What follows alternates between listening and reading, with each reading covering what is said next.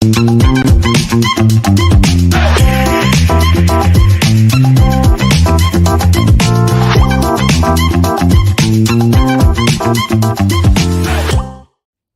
guys, welcome to another episode of the Lovin Riyadh show.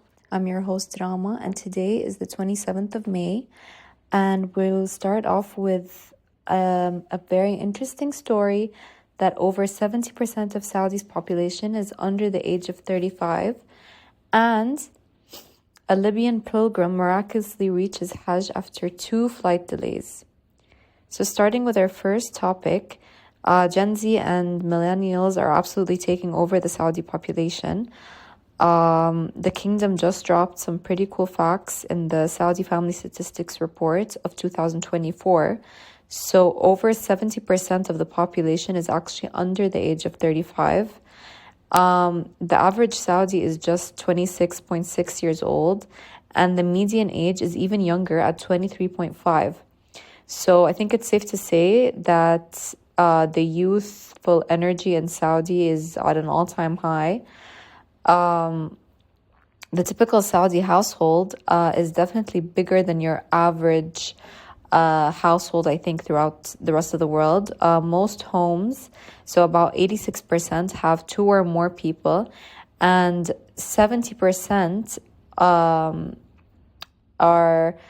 extended families and bigger blends make up around 16%, while only 14% are living the solo life. And when it comes to the head of the household, men still lead the numbers at 83%, but women are making significant moves as well, especially in the 30 to 34 age range, where they're stepping into leadership roles at home as well. And in terms of where everybody is living, apartments are the top pick right now. Nearly 45% of Saudi households live in an apartment. Villas are also a top pick for bigger families, with about 31% opting for more space and a garden view, which comes with a villa. And those living alone are most likely in an apartment at 56%. And they even dropped a statistic about the average household size, which is 5 people, which means they're significantly on the bigger side, which is obviously, it further represents the value of family life in Saudi. And it's really interesting to see these kinds of statistics, especially talking about how 35 and under is the average age in Saudi, which means that younger people are dominating the Saudi field. And it makes sense with all the new businesses, the cool new ideas coming up, that a lot of young people are taking initiative. So that was super interesting to find out. For our next topic, a Libyan pilgrim has miraculously reached Hajj after 2 flight delays. What began as a routine pilgrimage to Mecca turned into a remarkable tale of faith, determination, and destiny for one young Libyan man who simply refused to be left behind.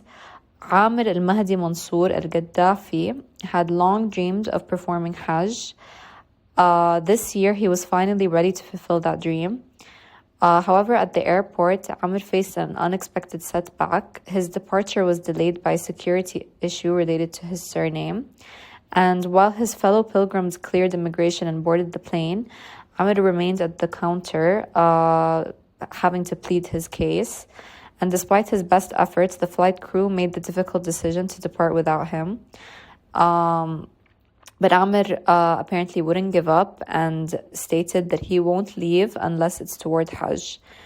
Then after this, shortly after takeoff, the plane developed a technical malfunction and was actually forced to return. So after a brief repair, it took off again, only to suffer a second unexpected issue, which grounded the aircraft again. So this time, the atmosphere had completely changed. According to passengers and crew members, the pilot stood before them and declared, "I won't fly again unless Amir is on this plane." Wow.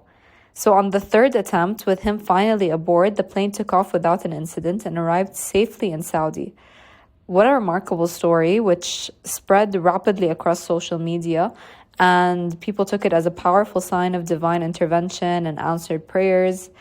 with Amr saying that he only wanted to go to Hajj in a local interview, and he believed that if it was written for him, no force could stop it. And that's actually what happened, and that's quite an extraordinary story about devotion and faith, and just, surrendering to the outcome and just believing that if you're meant to go, you will go. And that's exactly what happened. And it's great that he was able to go on the same plane that he intended to, and for whatever reason it worked out for him, and that's a great thing to see. And the fact that he's finally here to perform Hajj like he wanted to.